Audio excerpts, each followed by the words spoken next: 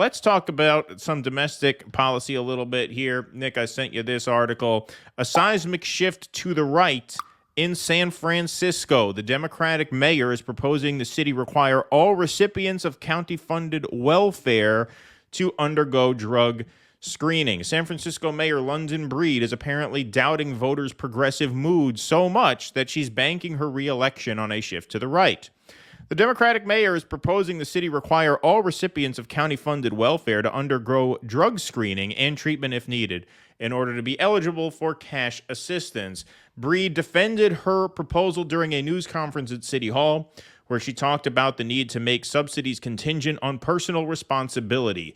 Progressive critics were quick to compare her comments to Republican welfare policies. No more anything goes without accountability. No more handouts without accountability, Breed said on Tuesday. It was a striking moment for the mayor of San Francisco along an ultra-liberal bastion of Democratic politics. It illustrated how homelessness and fentanyl addiction have frustrated residents and upended political norms. Breed has increasingly leaned into tough-on-crime rhetoric in recent months as she faces a growing field of challengers. Critics framed Breed's proposal as an expedient shift as she runs for re-election. She announced that the effort on the same morning that Daniel Lurie, a nonprofit executive and Levi Strauss heir, announced that he will challenge her in next year's election. So this is a pattern that we're seeing now in New York. You're seeing Eric Adams take very hardline stances on immigration. And this just, I think, demonstrates the ultimate and inevitable sort of pivot, if you will, from even progressivism to neoliberalism, because ultimately the fealty is to capitalism. Ultimately, at the end of the day, no matter how progressive you proclaim to be, at the end of the day, your city, San Francisco, is a neoliberal hellhole, vastly unequal. I don't know what the stats are now. I think New York passed them again as the most expensive city to live in the U.S., but for a while, New York City was even more affordable than San Francisco. The rents, the housing in San Francisco, unbelievably expensive. San Francisco, unlike New York, is a very, very small city, so there's a lot less supply on the housing side. But you create these basically like these fantastical playgrounds for rich people, which is what New York is. You know, you walk through the Village in Soho, every storefront is a high-end shop where you can't get a t-shirt for less than $85, and a restaurant where the average dish costs, $42. And then the rich people love that, but they don't want to deal with the consequences of having gentrified these cities to the point where every store is a high-end store, every restaurant is a high-end restaurant, and they get to live this unbelievably luxurious lifestyle. They want to shield themselves from the consequences of that, which is displacement of poor people, which of course leads to pathologies like drug addiction and crime and things like that. And so ultimately, the response is always going to be, no matter how progressive these people seem, the response must always be, if they want their cities to remain these playgrounds for rich people that they are, they're going to have to blame the poor and have to crack down on the poor. I don't think this drug testing rule is going to help. It never really does. It's just going to mean people who are addicted to drugs, they're just going to not get welfare benefits anymore. They're just going to get poorer, right? And the problem is only going to get worse. Save money? How is that saving money? How much is it going to cost to drug test all these people? No, of course. It's ridiculous. People think this is saving money. Yeah. Like, you think this is about saving money?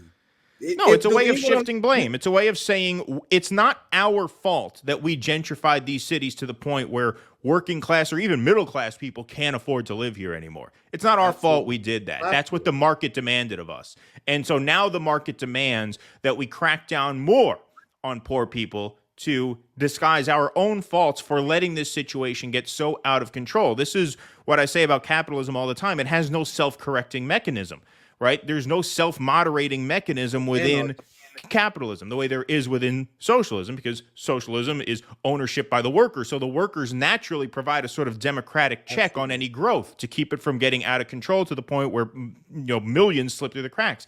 There's no such mechanism at work under capitalism, which is why the only thing they can do is say, well, it's poor people's fault for not having their act together. It's not our fault for embracing market incentives and turning this city into a paradise for rich people and a hellhole for everybody else. And that's what has happened in San Francisco. The same thing has happened in New York. And the reflex is always going to be to serve the market because that's what capitalism demands. Yep, absolutely. And that's why the social democrats who believe the Democrats are the lesser of two evils, they are deeply unserious, and their analysis is not rooted in class war at all. Because not only just San Francisco, in my city, in Kansas City is a blue city in the red ocean of Missouri, is governed by Quentin Lucas. Quentin Lucas was even supported by Casey Tennant. He was a progressive candidate because he promised to take on capitalist interests in Kansas City. And as soon as he got elected, he immediately folded to the real estate development companies and the KCPD, increasing the police department budgets, siding with real estate developers and gentrifying the area. And this is why Casey Tennant turned against Quentin Lucas and trying their best to run campaigns against them because he betrayed them, because he's a Democrat that do the bidding of the Democrat class leaders. So when people say Democrats are the lesser two evils, what are you talking about? What are you applying? Because when you look at local politics, we look at it, the New York City that's run by Democrats, Eric Adams, they waging a war on homeless.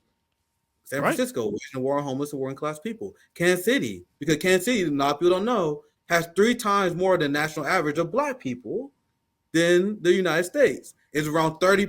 I remember I looked this up when I was in high school. It was around 34%. Kind of like, nigga, we're only 30% of the population. That don't make sense. Like, because I see black people everywhere. But Kansas City, at least when I looked this up in high school, was 33% black. 33% black, way higher than national average. That's why Kansas City is a blue city in a red ocean. Right? Now, because Quentin Lucas and Democrats teamed with real estate developers and gentrified our community and make it unlivable, there have been what activists call black genocide, where black numbers are drastically decreasing in Kansas City. A blue city in a red ocean, Keaton. Yep. So you guys understand why I push back so hard when Bernie Sanders, AOC, Crystal and Cal and these sellouts sell the idea that Democrats are the lesser of two evils, because they are rich and they do not suffer the consequences of Democratic Party politics and Democratic Party legislation. What do we all know? What do these professional managerial class people say all the time that they don't actually believe?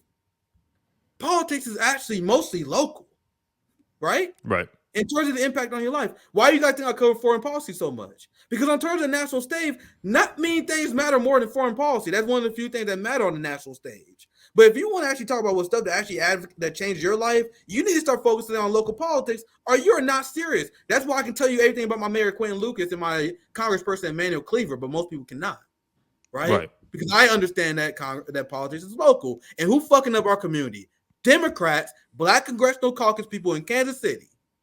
Yeah. And people got confused about why RBN and why I had the politics that I do, because I actually understand how politics works. Unlike deeply unserious DSA Jacobin clowns who still pretend that these Democrats who sell out working class people in their city is somehow the lesser of two evils. Please clap.